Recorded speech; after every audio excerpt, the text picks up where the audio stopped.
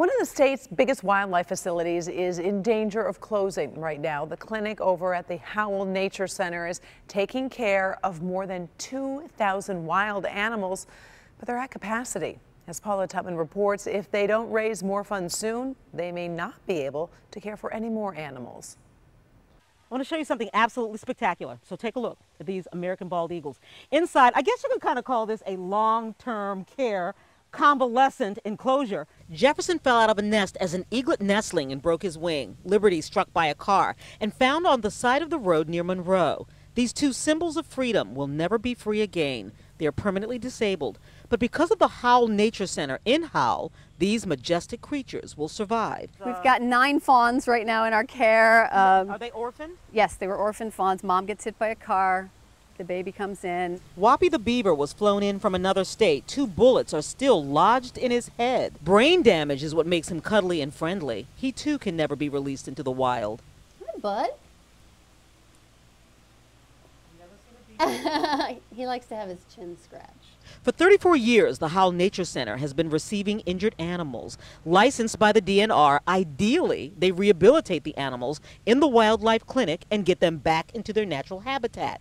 Those disabled by their habituation to humans can stay. And what happened to these 3 deer, people take them home, try to raise them themselves, and then they become bonded with people, which is a permanent injury.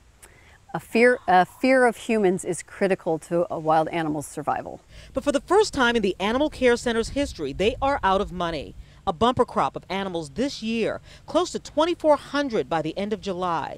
They have, for the first time ever, had to shut their doors to incoming animals. So we closed the clinic behind me here for a 1-week period, which will allow us to catch our breath, catch up, and cut some costs. So what happens if they don't get funds quick? The Nature Center might have to charge an intake fee, which would be a deterrent to Good Samaritans, or they could only remain open to a small number of species, turning others away. The offshoot, road injuries would become roadkill. Injured wildlife from every corner of Michigan would suffer and languish. Thousands of animals that currently have a place to be received and be rehabilitated and given a shot at being wild again could simply go away. So here's the bottom line. These folks need money, and it's not like they need a lot of money.